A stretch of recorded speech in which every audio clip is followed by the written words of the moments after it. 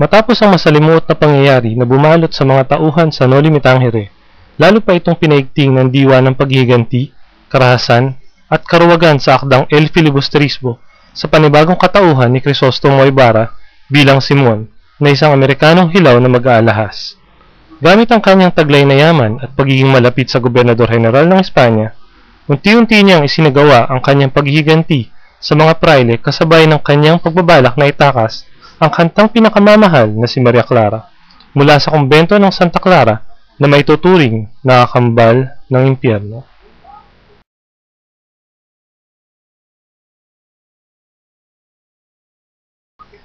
Bilang kanyang paghahanda sa binabalak na pag-aalsa, tahimik siyang kumuha ng mga tauhang kanyang magiging kasangkapan. Ang isa sa mga abang ito ay si Cabezang Tales. Pinuntahan niya si Cabezang Tales upang himukin itong ipaghiganti ang kanyang sariling pamilya laban sa mga praile na sumira nito. Ginamit ni Simon ang kabesa sa pagiging marahas nito at palabang katauhan.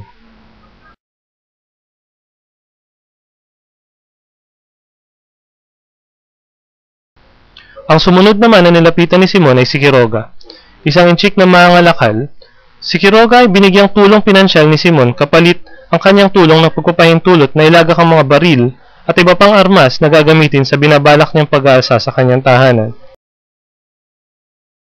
Hindi nagtagal ay nahimok din ni Simon si Placido Penitente, isang mag-aaral na nakipagtalo sa kanyang guro dahilan sa baluktot nitong pamamalakad sa mga estudyante. Hindi naging mahirap para kay Simon na mahimok ang mga kakampi sa dahilang tulad din niya, ang mga ito ay napag-alab ng galit sa mga pangalipusta ng mga praile. Sa lahat ng mga nilapitan ni Simon, naiba dito si Basilio, isang mag-aral na medisina, sa dahilang mas pinipili niya na mamuhay ng walang bahid ng paghihiganti sa puso. Nakipagkita ito kay Basilio upang muling hikayatin na umanib sa binabalak niyang paghihimagsik at manggulo sa isang pulutong na sapilitang magbubukas sa kumbento ng Santa Clara upang agawin si Maria Clara. Subalit, hindi na ibunsod ang ganitong gawain dahil sa si Maria Clara ay yumao na ng hapong yaon. Ang mga grupo ng mga estudyante ay tuniligsa ang mga praile sa kanilang mga talumpati habang sila ay nagsisikain. Ang pagtuligsang ito ay nalaman ng mga praile kaya ganito ang nangyari. Kinabukasan ay natagpuan na lamang sa mga pinto ng universidad ang mga paskil na ang nilalaman ay pagtuligsa at paghihimagsik. Ang pagdidikit ng mga paskil na ito ay binintang sa mga kasapi ng mga estudyante. Dahil dito ay pinadakip sila at napasama dito si Basilio, bagay na ipinagdamdam na malabis ni Huli ang kanyang kasintahan. Ang mga estudyanteng ito ay may mga kamag-anak na lumakad sa kanila upang sila'y mapawalang sala. Si Basilio ay naiwang nakakulong dahil wala siyang tagapamagitan.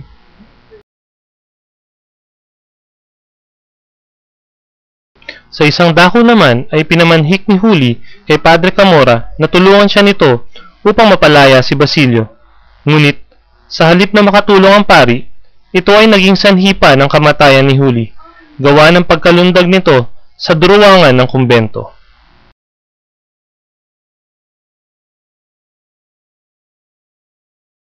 Nang nagipit si Basilio, magmula nang namatay ang kanyang ama na si Kapitan Tiago at ang kanyang pinakamamahal na si Huli.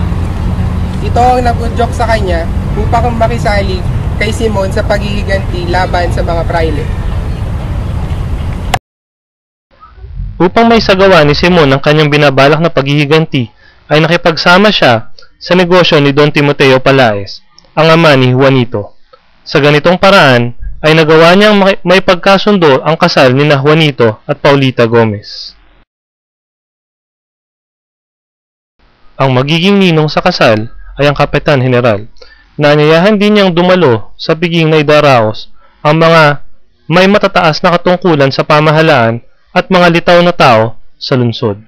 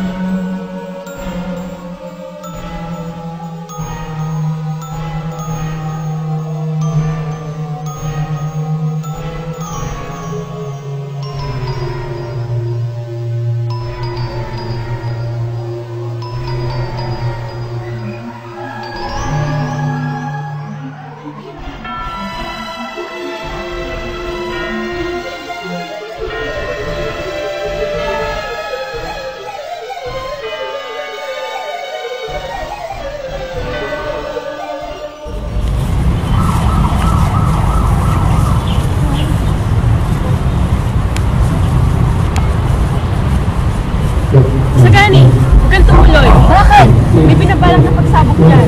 Pero gusto kong lumabas sa kasiyahan. Sagani! Magandang gabi, Kapitan General. Padre Erine. Padre, parang nakikita akong nanlalabo ang lampa. Pakitaas nga ang mitsa. Teka lang! Sandali! Parang ito sa'yo nabubuhay ng lahat. Ano ba yan?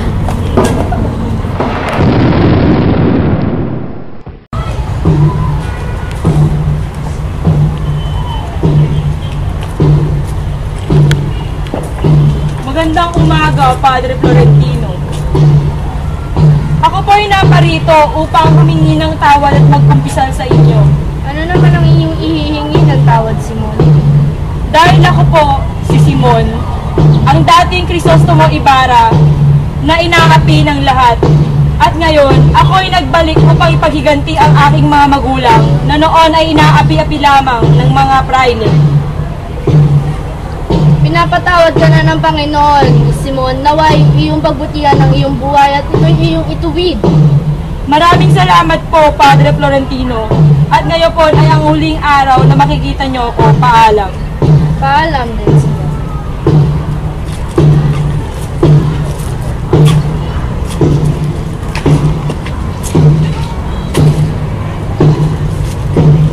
Ano nangyari sa'yo, Simon? Ano nangyari sa'yo, Simon? Gumising ka, Simon! Gising, Simon!